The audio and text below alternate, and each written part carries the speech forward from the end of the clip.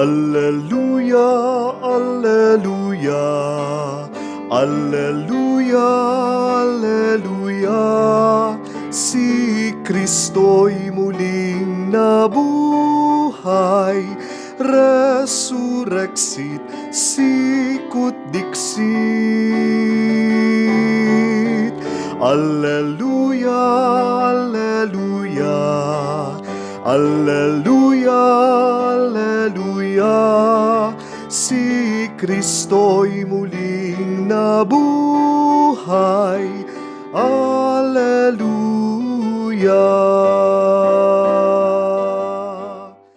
Sa ngala ng Ama, ng Anak at ng Espiritu Santo, Amen. sumainyo ang Panginoon. At sumaiyo rin. Every gising is a blessing.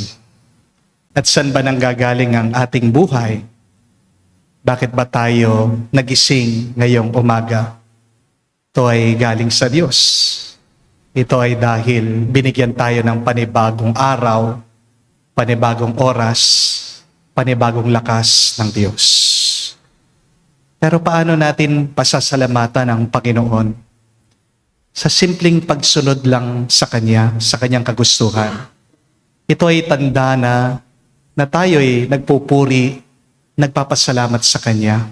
Pero aminin natin, napakarami nating natatanggap na biyaya sa Diyos. Pero patuloy pa rin tayo sa pamumuhay, sa pagkakasala. Napakatigas pa rin ang ating mga ulo. Malayo pa rin ang ating puso sa Diyos. Kaya naman, para tayo makitang karapat-dapat makatanggap sa mga banal na misteryo, muli tayong magpakumbaba, hilingin natin ang Kanyang awa. Hinaamin ko Sa makapangyarihang Diyos at sa inyo mga kapatid, na lubha akong nagkasala sa isip, sa salita, sa gawa at sa aking pagkukulang. Kaya isinasamo ko sa mahal na Birheng Maria, sa lahat ng mga anghel at mga banal, at sa inyo mga kapatid, na ako'y ipanalangin sa Panginoong ating Diyos. kaawaan tayo na makapangyarihang Diyos, patawarin tayo sa ating mga kasalanan, at patnubayan tayo sa buhay na walang hanggan. Amen.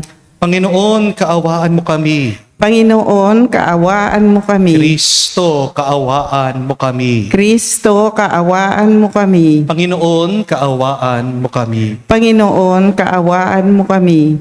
Manalangin tayo. Ama namin makapangyarihan, ipagkaloob mo lagi naming maranasan ang pamumunga ng aming ginagampanan. Ngayong Pasko ng pagkabuhay, na iyong binigay upang aming ipagdiwang sa pamagitan ni Jesucristo kasama ng Espiritu Santo, magpa sa walang hanggan. Amen.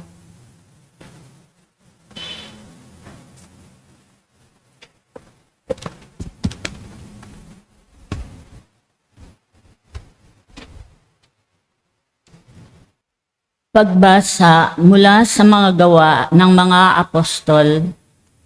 Noong mga araw na iyon, ang mga apostol ay siniyasat ng pinakapunong saserdote. Mahigpit naming ipinagbawal sa inyo ang pangaral sa pangalan ng Jesus na yan, wika niya. Ngunit tignan ninyo ang iyong ginawa. Laganap na sa Jerusalem ang inyong aral. At ibig pa ninyo kaming panagutin sa pagkamatay ng taong yan. Ngunit sumagot si Pedro at ang ibang mga apostol, ang Diyos ang dapat naming sundin, hindi ang tao. Ang Diyos ng ating mga ninuno, ang muling bumuhay kay Jesus, na pinatay ninyo at sa inyong ipabitay sa krus. Iniakyat siya ng Diyos sa kanyang kanan bilang tagapanguna at tagapagligtas upang bigyan ng pagkakataon ang mga Israelita na magsisi tumalikod sa kanilang mga kasalanan at sa gayoy sila'y patawarin. Saksi kami sa mga bagay na ito, kami at ang Espiritu Santo na ipinagkaloob ng Diyos sa mga tumatalima sa Kanya. Ngit-ngit sa galit ang mga bumubuo ng Sanhedrin nang marinig ito at ibig nilang ipapatay ang mga apostol. Ang salita ng Diyos. Salamat sa Diyos. Dukay sa Diyos tumawag ay kanyang iniligtas. Dukhang sa Diyos tumawag ay kanyang inililigtas. Panginooy, ako'y laging pupurihin. Sa pasasalamat, di ako titigil. Ang galing ng poon, hanapin masikap. Yaong nagtiwala sa kanya't naligtas, ay may tuturing na taong mapalad. Dukhang sa Diyos tumatawag ay kanyang inililigtas. Nililipol niya yaong masasama hanggang sa mapawi sa isip ng madla. Angad dinirinig daig ng matuwid, inililigtas sila sa mga panganib. Dukhang sa Diyos tumatawag ay kanyang inililigtas. Tumutulong siya sa nasisiphayo. Ang walang pag-asa'y hindi binibigo. Ang taong matuwid, masuliranin man, sa tulong mo poon, agad maiibsan. Dukhang sa Diyos tumatawag ay kanyang inililigtas.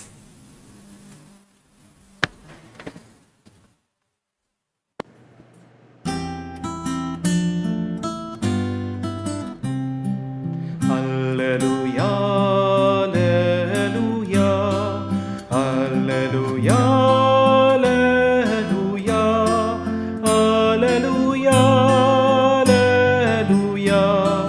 alleluia, alleluia, alleluia, alleluia, alleluia, alleluia. Mapalad at maligaya ang sumasampalataya sa di nakita ng mata. Aleluya, aleluya. Sumainyo ang Panginoon. At sumaiyo rin. Ang mabuting balita ng Panginoon ayon kay San Juan. Papuri sa iyo, Panginoon. Noong panong yun, sinabi ni Jesus kay Nicodemo, ang mula sa itaas ay dakila sa lahat. Ang mula sa lupa ay tagalupa at nagsasalita tungkol sa mga bagay sa lupa. Ang mula sa langit ay dakila sa lahat. Pinatotohanan niya ang kanyang nakita at narinig. Ngunit walang naniwala sa kanyang patotoo. Ang naniniwala sa kanyang patotoo ay nagpapatunay na tapat ang Diyos. Sapagkat ang sinugo ng Diyos ay nagpapahayag ng mga salita ng Diyos. At walang sukat ang kanyang pagkakaloob ng Espiritu Santo. Minamahal ng Ama ang anak at binigay sa kanya ang kapahamalan ng lahat ng bagay.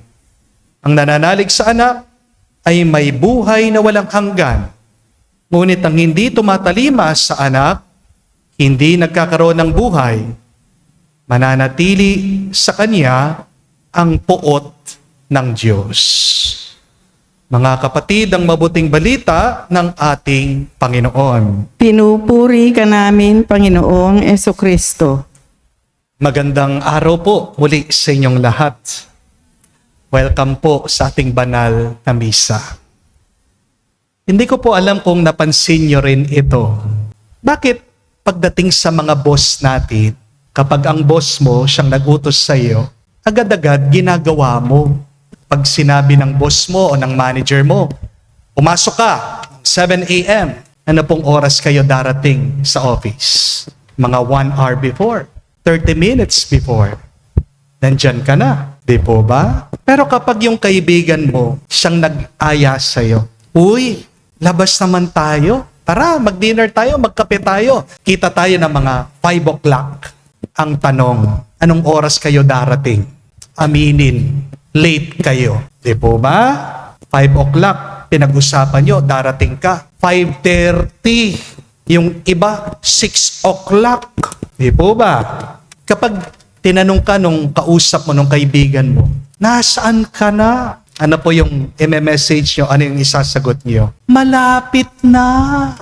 Pero ang tanong, nasaan kayo? Nasa banyo ka pa lang, naliligo ka. Hindi po ba? Bakit kapag sinabi ng boss mo o ng teacher mo, bukas, mag-uniform kayo, gagastos ka, magpapatahi ka, susunod ka. Di po ba? Pero kapag sinabihan ka ng asawa mo, ng magulang mo, mag-ayos ka, magpantalon ka, magsisimba tayo, ano po yung reaction ng iba sa inyo? Bakit? Ang init-init. Hayaan mo na lang ako mag-short. Mas komportable ako na ganito. At saka, wag mo ako pakikialaman, katawan ko ito. Kapag inutos ng boss mo, tatapusin mo agad yung iyong report. Di po ba? Magsasabihan ka, send mo bukas yan. Mag-overtime ka pa. Isasakripisyo mo yung oras mo para magawa mo yung inuutos niya. Pero kapag sinabihan ka ng asawa mo o pag sinabihan ka ng magulang mo, tapon mo nga yung basura, anong sasabihin ng iba sa inyo? Mamaya na lang, papahinga ako eh. Yung iba naman, sumasagot ng oo. Di po ba? Pero nakatingin doon sa cellphone. Isang oras nang nanonood sa TikTok, sa YouTube, sa Facebook, nilalangaw pa rin yung basura. Di po ba? Kapatid, kakapagtaka po, no? Pagdating sa boss, sunod agad. Pagdating sa ating mga teacher, sumusunod ka agad. Pero sa pamilya, bakit laban agad? Bakit po? Akala natin dahil lang sa pera. Pero hindi po. Mas malalim ang dahilan. Kaya agad sumusunod sa iba, may takot sila. Hindi po ba? Takot ang empleyado mawalan ng trabaho. Takot ang estudyante, baka bumagsak siya, hindi makapag-graduate sa eskwela. Kaya sumusunod sila. Pero sa pamilya, pagdating sa Diyos, minsan o madalas, wala na tayong takot. Amen? Anong nasa isip natin minsan kapag hindi tayo sumusunod sa ating mga pamilya o sa Diyos? Maiintindihan naman ako ng pamilya ko eh. Mauunawaan naman ako ng Diyos.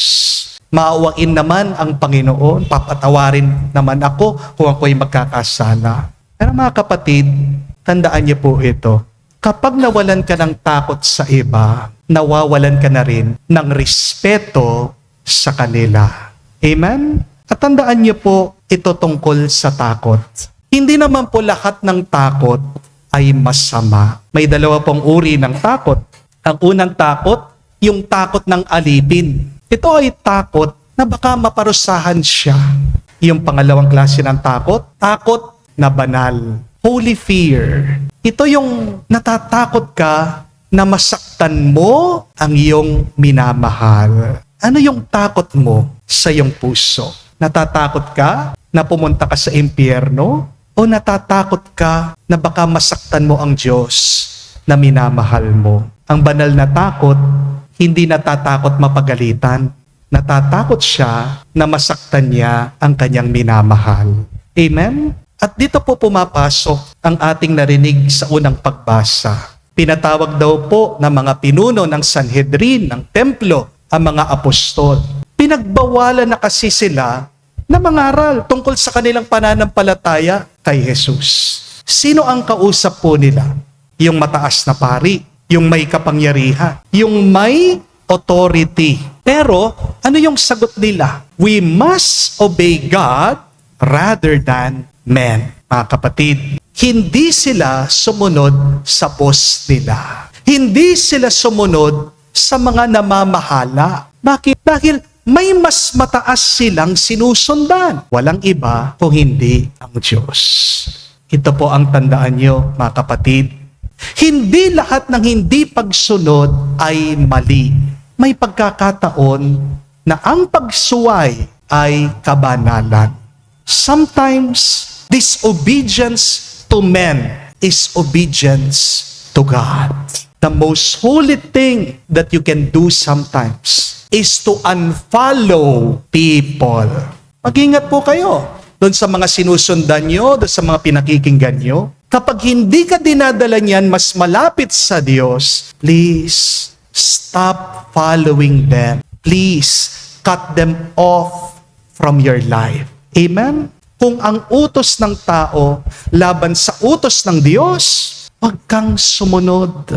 Kung nga si Jesus mismo, siya po ang nagsabi, di po ba? Balikan niyo ang ating mabuting balita. Ang Diyos ang pinakamataas sa lahat. The one who is above all. Hindi ang boss, hindi ang teacher, hindi ang presidente, hindi ang sino mang politiko. Ang Diyos ang pinakamataas. Nakakatakot kapag hindi mo na naiisip at naalala ang Diyos. The absence of the awareness of God as being the highest among all is the beginning of your pride. Remember that. At ano po ang turo ni Santo Tomas de Aquino tungkol po sa kataasan ng loob? St. Thomas Aquinas taught us that pride is the beginning of sin. At napakaganda pa nga ng paalaala po ni St. John Marie Vianney. Ang sabi niya, pride is the root of all vices.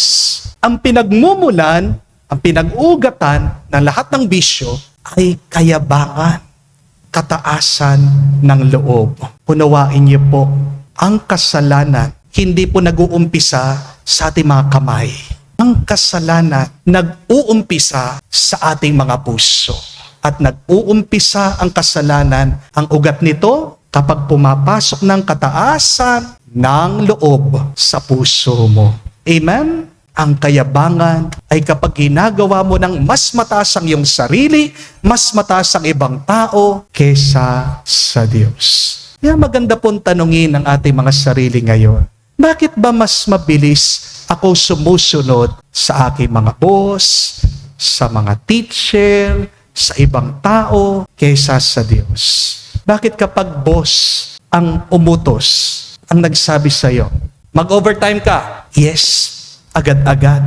Pero kapag ang Diyos, sinasabihan ka, magsimba ka, anong sagot ng marami sa atin? Mamaya na lang, pahinga muna ako, pagod ako. Bakit kapag ang boss, sinasabihan ka, deadline bukas, agad, magpupuyat ka. Pero kapag ang Diyos, sinabihan ka, magdasal ka, gusto kitang makausap. Yung iba sa atin, inaantok. Di po ba? Tinutulugan ang misa. Kapag ang Diyos, sinabihan ka, sumunod ka, takot ka, nanginginig ka pa. Pero kapag ang Diyos, sinabihan ka niya, sumunod ka, bakit deadma ka lang sa Kanya? Mga kapatid, ang problema ng napakarami sa atin, mas natatakot tayong mawalan ng trabaho at ng pera kaysa sa mawalan tayo ng Diyos. Aminin niyo, totoo po ito, di po ba? Mas takot tayong mawalan ng kayamanan, mas takot tayong mawalan ng koneksyon sa ibang tao kaysa sa mawalan tayo ng koneksyon at ugnayan sa Diyos. Pero dapat mas matakot tayo na mawala ang Diyos sa ating buhay. Bakit? Dahil tandaan nyo, kapag wala ang Diyos, walang biyaya. Kapag wala ang Diyos, walang buhay. At kapag wala ang Diyos, walang buhay na walang hanggan. Amen? Nung po mga nakaraang araw, baka hindi niyo po alam ito, nakakalungkot lang pong balita. Ang ating po Santo Papa, si Pope Leo XIV, ay parang bang binastos ng presidente ng Amerika. Gumawa po ng message itong si President Trump at sinabi niya, mahina daw pong leader ang ating Santo Papa at hindi daw po niya siya gusto. Pero ano po yung naging sagot ng ating Santo Papa? Hindi daw po siya natatakot sa kanino mang politiko. Ang pinapahayag lang niya ay ang mensahe ng ating Panginoong Jesucristo. At totoo naman po, blessed are the peacemakers. Ang sinasabi lang ng ating Santo Papa, pinapahayag niya ay ang mensahe galing sa Diyos. Di po ba? At ang nakakalungkot pa, nag-post pa po ang presidente ng Amerika ng isang picture gawa po sa AI na parang kamukha po siya ng ating Panginoong Jesucristo. Meron po siyang hinahawakan na taong may sakit at sabi niya, pinapagaling daw niya yung may sakit. Hindi po ba idolatry yun? Hindi po ba kalapastanganan yon sa ating Panginoon? Pero ang mas nakakalungkot pong balita, ito po. meron pa rin pong mga tao, mga Katoliko, mga religious, mas pinagtatanggol pa nila yung politiko kahit na alam nila mali ang kanyang ginagawa. Aminin po natin, marami din sa atin ang ganyan. Sinasamba natin ang ating mga politiko kesa sa Diyos. At kapag sinabihan mo sila, sila pang galit. Kapag tinuro mo sa kanila yung mali na ginagawa nila, agad sinasabi nila, separation of church and state. Hindi po ba? Kapatid, mag-ingat po kayo. Alam na alam mo, sinasamba mo na ang politiko. Alam na alam mo, ginagawa mo ng Diyos ang isang politiko kapag mas sinusundan mo ang kagustuhan nila kesa sa mensahe, kesa sa kagustuhan ng Diyos. Amen? Kapatid, mas mataas pa ang Diyos kesa sa sino mang politiko. Kahit na ang politikong yan, makapangyarihan, matagal na nagseserve, kahit na mayaman siya, kapatid, Diyos siyang nagbigay ng buhay sa kanya. Walang kapangyarihan ng politiko kung hindi ito pinagkalooban ng kapangyarihan ng Diyos. Amen? Kaya mabuti na ibalik natin ang takot sa ating mga puso. Kung gusto nating umayos ang ating buhay, kung gusto nating magkaroon ng kapayapaan ngayon sa buong mundo. Ano po ang English ng takot? Fear. Spell fear, 4 letra. Di po ba? F-E-A-R. At meron pong mensahe ang Diyos sa atin. Diyan sa 4 na letrang yan. First letter, F. Follow God first. Kayo nga po, follow God first. Unahin mo ang Diyos bago ang sino mang tao. At anong pangako ng Diyos? Seek first the kingdom of God and everything will be given to you besides. Amen? Second letter, letter E. Examine your obedience. Sino ba talaga ang sinusundan mo sa iyong buhay? Ibang tao, yung boss mo, o ang Diyos? Letter A. Align your life with God's will. Hindi pwedeng pag Sunday lang tayo active, kapag linggo lang tayo sumusunod sa Diyos. Dapat bawat oras, bawat minuto, sa bawat pag-gising natin sa buhay na ito, sumusunod dapat tayo sa kagustuhan ng Diyos.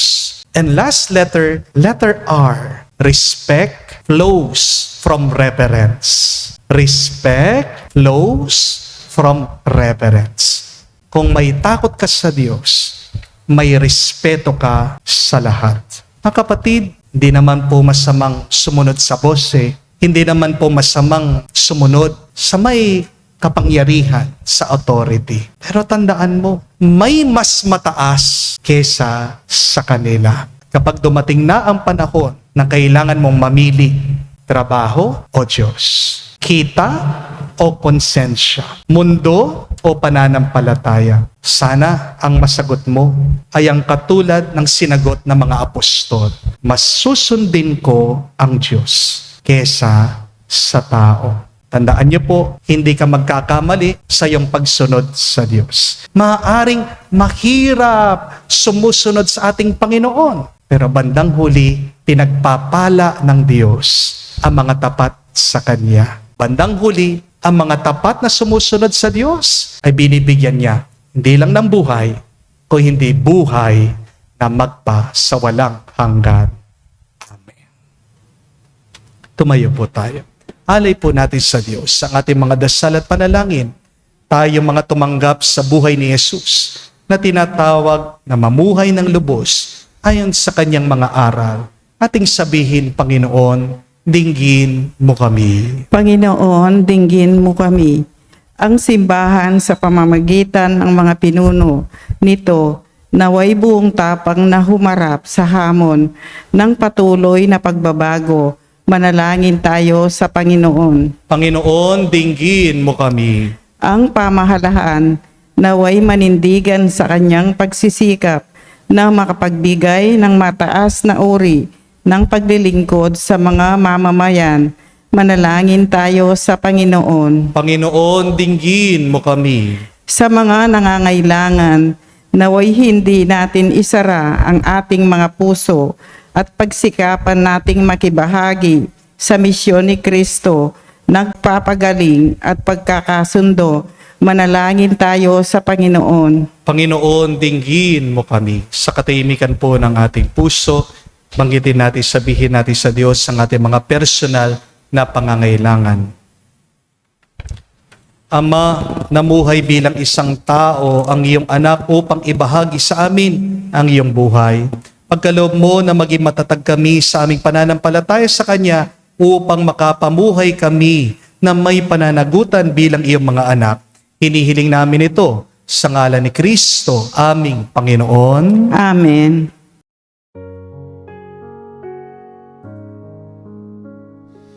Narito, Panginoon, mga alay naming taglay, nawa ito'y karabal-dabal sa kabanalan mo. Tanggapin mo, Panginoon, mga gawa ni amin ay kamay, ang bunga ng pag-ibig mo, dugo at katawan. Kapuri-puri ka, O Diyos, na lumikha sa amin na lubos, mula sa kabutihan mo, ang alak at tinapay, ngayoy aming alagya sa pag-ibig mo. Kami ngayon ay narito, buklod-buklod nawa kami maglingkod sa'yo. Kapuri-puri ka, O Diyos, na lumikha sa amin na lubos, mula sa kabutihan mo, ang alak at tinapay, ngayoy aming alay.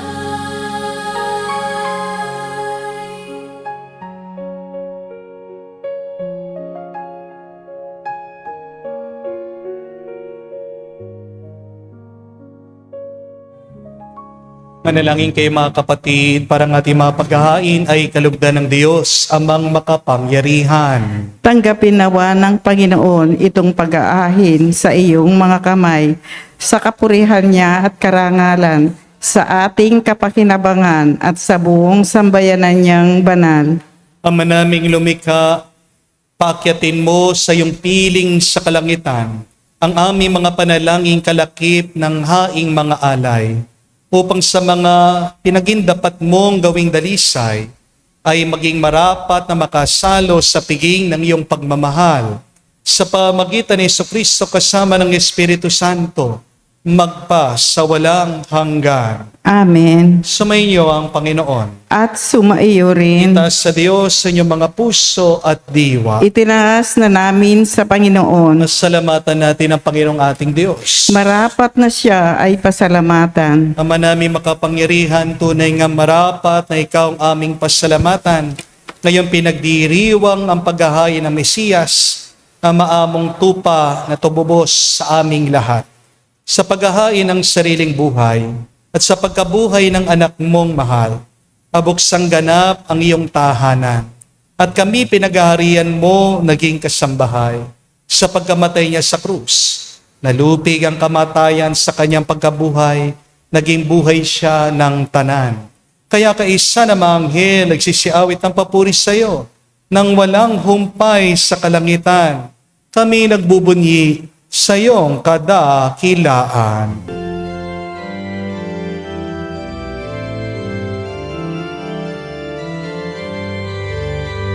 Santo, Santo, Santo, Panginoong Diyos ng mga hukbo, napupuno ang langit at lupa ng kadakilaan mo. Hosana, Hosana, sa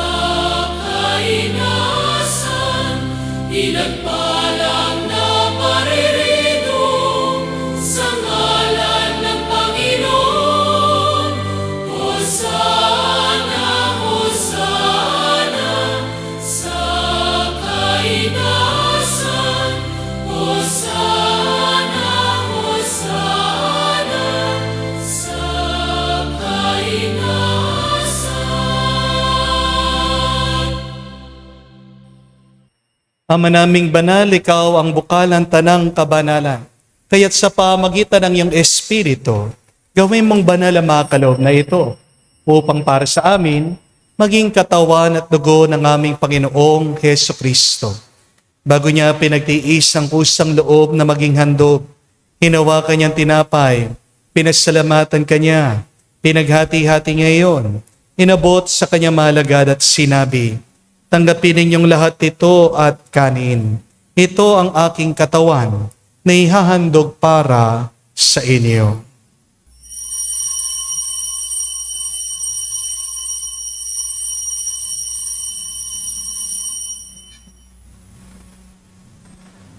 Gayon din naman nung matapos ang hapunan, hinawakan niyang kalis. Muli kanyang pinasalamatan. Nabot niya ang kalis sa kanyang malagad at sinabi, tanggapin ninyong lahat ito at inumin. Itong kalis ang aking dugo, ng bago at walang hanggang tipan. Ang aking dugo na ibubuhos para sa inyo at para sa lahat, sa pagpapatawad ng kasalanan. Gawin ninyo ito sa pag-aalaala sa akin.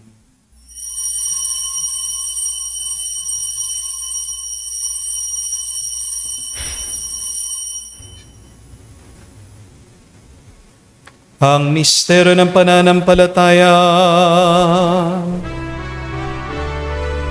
Aming ipinahayag na namatay ang iyong anak, nabuhay bilang Mesiyas at magbabalik sa wakas para mahayag sa lahat.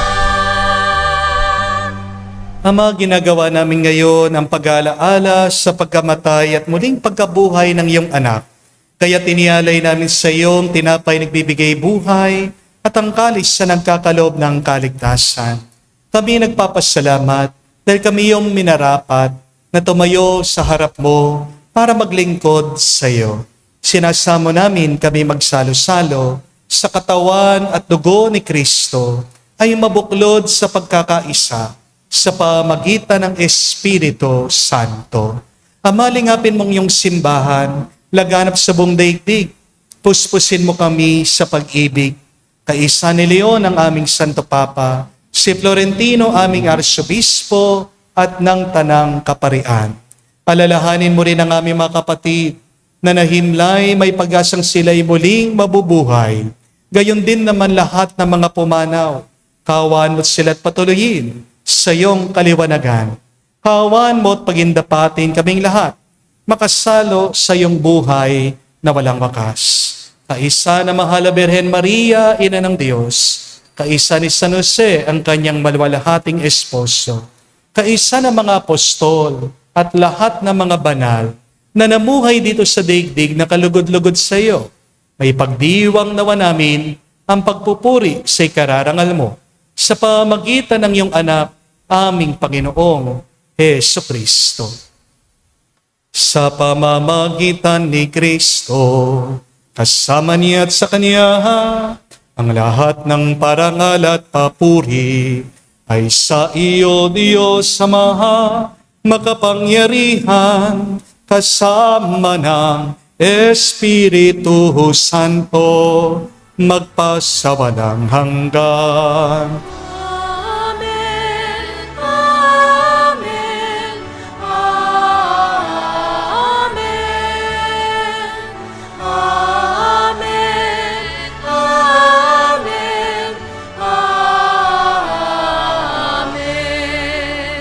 Sa nakagaling na utos sa turo ni Jesus, Panginoon natin Diyos, ipahayag natin ang lakas, loob.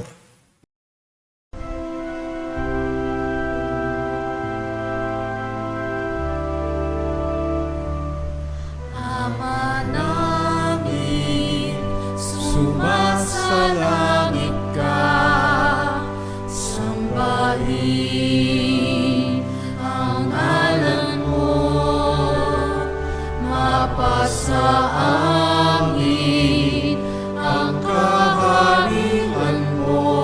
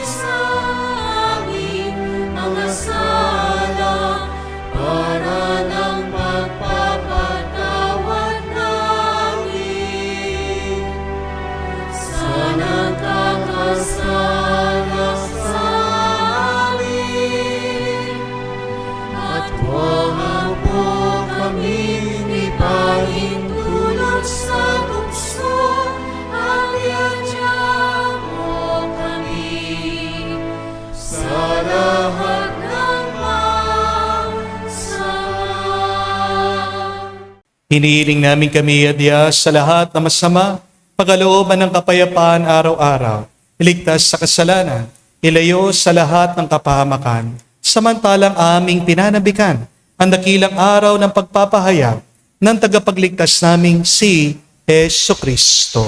Sapagkat iyo ang kaharian at ang kapangyarihan at ang kapurihan magpakailanman. Amen. Panginoong Jesucristo, sinabi mo sa mga apostol, kapayapaan ang iniwan ko sa inyo. Ang aking kapayapaan, binibigay ko sa inyo. Tunghayan mo ang aming pananampalataya at huwag ang aming pagkakasala. Pagkalooban mo kami ng kapayapaan at pagkakaisa ayon sa iyong kalooban. Kasama ng Espiritu Santo, magpa sa walang hanggan. Amen. Kapayapaan ng Panginoon ay laging sumainyo. At sumaiyo rin. Magbigayan po tayo ng kapayapaan sa bawat isa. Piso niyo po, kapayapaan po sa inyong lahat. Kordero ng Diyos na nag-aalis ng mga kasalanan ng sanlibutan, maawa ka sa amin. Maawa ka sa amin. Kordero ng Diyos na nag-aalis ng mga kasalanan ng sanlibutan, maawa ka sa amin. Maawa ka sa amin. Kordero ng Diyos na nag-aalis ng mga kasalanan ng sanlibutan, ipagkaloob mo sa amin ang kapayapaan.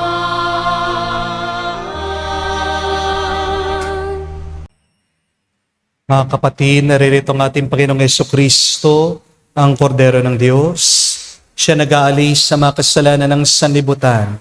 Mapalad tayong lumalapit sa piging ng Kordero.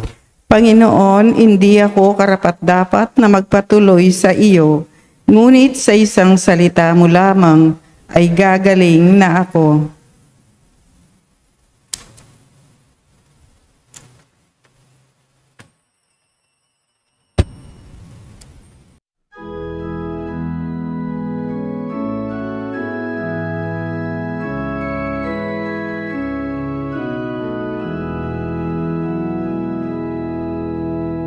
Tinanggap kong buhay na Diyos, puso ko ay nadalak. Tinanggap kong buhay na Diyos, puso ko ay natuwa. Tinapay siya ng buhay, hinati at binigay, para magbigay buhay, huwag mangamba kailanman. Tinanggap kong buhay na Diyos, puso ko ay naganak. Tinanggap kong buhay na Diyos, puso ko ay natuwa. Siya'y daan ng buhay, minahal ka ng Ama. Umuwi ka sa Kanya, makaisa sa tinig niya. Tinanggap kong buhay na Diyos, puso ko ay nagalak. Tinanggap kong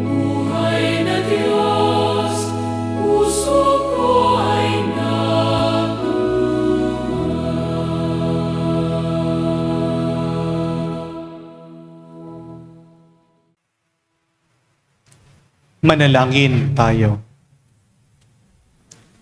Ama namin mapagmahal, kami pinagsalo mo sa pagkabuhay ng iyong anak, ay papakinabangin mo lagi sa kanyang lakas, bilang bungang masagana na dulot mong pagliligtas.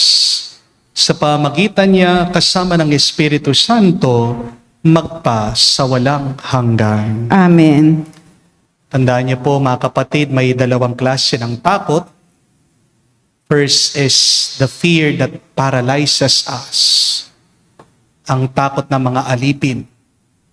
Kapag meron kang masamang takot, ibig sabihin natatakot ka na maparusahan o natatakot kang kawalan. Mawala ang kita mo, mawala ang trabaho mo, mawala ang pera o kayamanan mo. Yan yung takot na hindi nagpapabuti sa iyo. Pero ang pangalawang klase ng takot is the healthy kind of fear, the holy fear of the Lord. Banal na takot sa Diyos. Alam na alam mo may mabuti kang takot kapag kaya natatakot ka kasi ayaw mong masaktan yung iyong minamahal. Para tayo magkaroon ng banal na takot, kailangan nating hilingin ito sa Diyos. Because remember, the holy fear of the Lord is one of the gifts of the Holy Spirit. At habang meron kang banal na takot sa Diyos, diyan ka makakasunod ng tapat sa Kanya. Kapag sumusunod ka sa Diyos, magiging mas mabuti, mas mabunga ang iyong buhay. Bakit nagkakagulo ngayon sa ating mundo? Napakaraming tao ang nasasawi. Napakaraming tao ang nahihirapan. Dahil imbis na sundan ang Diyos, sinusundan nila ang kanilang sariling kagustuhan. Di po ba? Hindi ka magkakamali kung ikaw ay palagi sumusunod sa Diyos. Pero aminin natin, yan ang ating pagkukulang at pagkakamali. Gusto natin sumunod sa Diyos pero nagtatagumpay pa rin ang sarili nating kagustuhan. Kaya sa araw pong ito bilang assignment natin, dalawa ang ating ipagdasal. Let us say, Lord, have mercy. Maawa ka sa amin, Panginoon. Patawarin mo kami, Panginoon, sa mga pagkakataon hindi kami sumusunod sa iyo at wala kaming ibang sinusundan kung hindi ang aming sarili. But secondly, pray for the gift of the Holy Spirit. Banal na Espiritu, pagkalooban mo kami ng banal na takot. Dahil habang wala ang banal na takot na yan sa ating puso, hindi natin mapipili magagawa ang mabuti. Amen? Kapag marami sa atin ang sumusunod sa Diyos, makakahawa tayo ng ibang tao. Pansinin niyo po, pag pumunta kayo ng Japan, yung mga tao doon napakalinis. Kaya pag pumunta ka doon, nagdadalawang isip kang magtapon ng iyong basura. Di po ba? Yun yung epekto, pagkaramihan ay pinipili yung mabuti. Nahahawa kahit na yung mga nasanay sa mali nilang pag-ugali. Nakokonberte, napapagbago sila. Kaya, mga kapatid, magkaisa po tayo sa pagsunod sa Diyos. At dito, magbabagong ating mundo. Ito ay magiging mas tahimik, mas payapa, at mas mabuti. Sumainyo ang Panginoon. At sumaiyo rin. At kayo'y basbasan ng Diyos, makapangyarihan sa lahat, sa ngalan ng Ama, ng Anak, ng Espiritu Santo. Amen. Ang ating misa'y natapos na. Pumayo kayo sa kapayapaan ni Kristo. Salamat sa Diyos.